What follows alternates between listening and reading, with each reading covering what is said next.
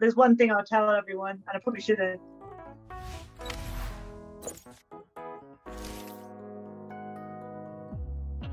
As the title of this video suggests, this series sees me put forward a set of quickfire questions to a guest. It's really as simple as that. Today our guest is author and academic Dr. Priya Atwal. There are some bloopers and bits that didn't make the final cut right at the end. And also, let's try and get this video to 250 likes. Thank you. Okay, so Okay, go on then. what's the most important lesson history has taught you? There's always more to learn. Which history book has had the greatest influence on you? There's been so many. I think probably to kickstart me off on this journey is probably put one thing, Jyotirai's Empire of the Sikhs. Which historian has had the greatest influence on you? I think it's probably gonna have to be my supervisor, PhD supervisor, Faisal Devji, just because he gave me the space to be myself. And I think I've absorbed his interest in intellectual history without realizing it. And he's just the most insanely smart person you'll ever meet. And he was never a specialist. I mean, he works on like Muslim intellectual history and broader Indian intellectual history. Not a touch of Sikh history or Punjabi history in there, but just the most kind of creative, open-minded thinker and just crazy amounts of knowledge about random topics. So he really turbo boosted the intellectual framework of my PhD and pushed me to think about it in all sorts of different things, whilst also allowing me to be my crazy Punjabi self. I was really interested in public history. He's like this quiet academic but deep thinker, very reserved person, but nevertheless was just an amazing supervisor for me. So bless. I think Faisal is definitely have to be the person. Amongst the amazing colleagues and students and people and authors who I engage with all the time. You know, I'm very blessed in that respect. Which person from history would you like to have met? And obviously this, you like, so when I ask this question, I say you automatically can't pick any of the gurus because like, damn it. yeah, you can't, like, I'm sorry. Because that's everyone's go-to answer. They're like, no, sorry. It can't be. I was going to say Baba Nanak, definitely.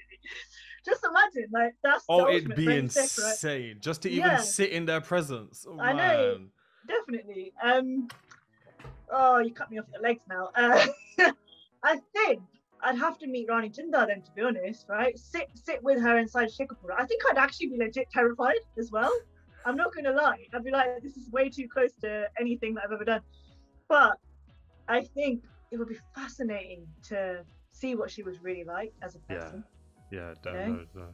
That would be especially after studying her for so long. Imagine then like actually face to face with. I think it would give me the creeps full on. But like I know so much about you and I've never like met you or anything. Yeah. And also I'll be like, how much have I actually got wrong? Oh damn, you know. She's like, you've got my name wrong. And you're like, what? What historical topic have you changed your mind on and why? God, so many all the time. Well, my whole research topic, I'm actually constantly changing my mind about it, or constantly second guessing myself. But you know, as I've said today, you know, I've got so many questions about the Sikh Raj, but also I think most recently, I have been very interested in reading about British Asian history in the UK, as in since the 19th century onwards, and that's blown my mind. I'm reading like Kavita Puri's work, a new book by Ian Patel, various other, you know, from Rosina Visram's Asians in Britain, as much as I can, just dabble across all of them. And it is blowing my mind, the experiences that our parents, grandparents would have had growing up in this country and what context that puts us in. And also the parallels with British colonialism earlier, you know, to now, and the fact that it's not gone away, it's still very deep rooted, and just how shockingly little we know about this. And it's really making me furious, and that we need to have this in school history, and something that's I really want to work on. So yeah, that's something that I'm learning. I'm constantly learning all the time. Is there an important historical text that you have not read? There's so many. I think, well, I want to master Gurbani properly, master languages in which to read Gurbani properly, but also all of that kind of 18th century Sikh literature. I had to lean on secondary material and also sit with friends to read stuff with me and for me and help me understand it. And so really, Royals and Rebels could have been written another 50 years from now when I have done all of that. But I was encouraged to publish what I had now and then come back to that very perfectionist, deep historical study later. But I think I would love to do that at some stage in my life and then maybe rewrite the whole book. What's your favorite archive? It's actually a private collection, which is a bit cheeky. But it's Peter Bantz's private collection, which is effectively an archive in and of itself. Yeah. His collection is amazing, and he's been so influential. If anyone who doesn't know him, Peter Bantz is a British Sikh collector of predominantly Dalip Singh, Maharaja Dalip Singh's artifacts. And he has all of this just amazing stuff, and he regularly donates it to museums and libraries and community projects for people to be able to see. But from the age of 18, 19, when I first learned about what the Sikh Raj was and I decided to go and write my undergraduate thesis on it, I was put in touch with him, and he let me borrow his books, and he just let me come to his house and come and see stuff. And I think it was his dry cleaning business back in the day. I can't remember if that's still the case now.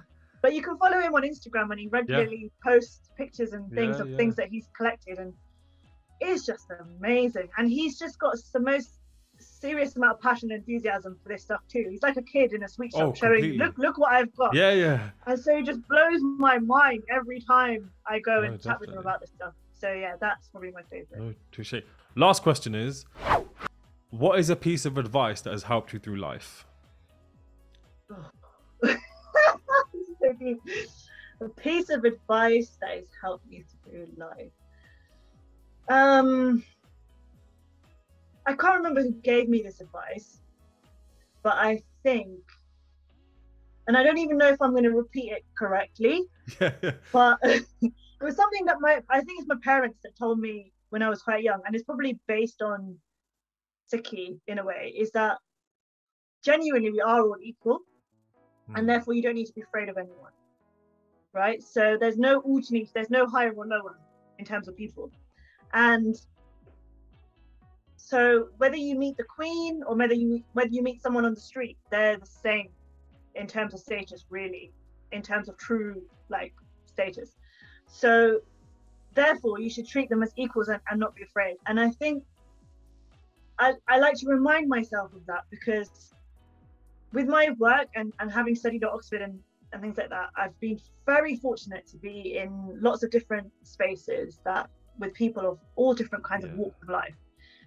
And especially as a young student, it was easy to be afraid of these people, and especially kind of upper class warrior types. And I'd be like, oh my God. But then I'd be reminded of this and be like, no, there's nothing to be afraid of, and you can hold your head up high and you can have a little cheeky conversation, and actually you realize that there's real truth to that statement. And I think that's helped me a lot, funnily enough, when I go and do my research in lots of different places, because if you haven't got that confidence in you, then you won't get to access the things that you need to look at or ask the questions that actually you really desperately need to ask. And then that blocks my path to get to the knowledge that I need to get to, that I want to share with everybody. So it's that push and pull in me that does it. But I think that thing about there's no alternating people, that's a big one for me. No, definitely. And I think it was Mum and Dad. Shout out to Mum and Dad as well. Is there an These are really hard questions, Mama. I should have had time to think about this before. Keep doing what you're doing. It's absolute greatness. Thank you. All right? Thank you. And more power to your podcast. I hope it. Oh, no, completely. I really appreciate that. Thank you so much. Don't forget to like and subscribe.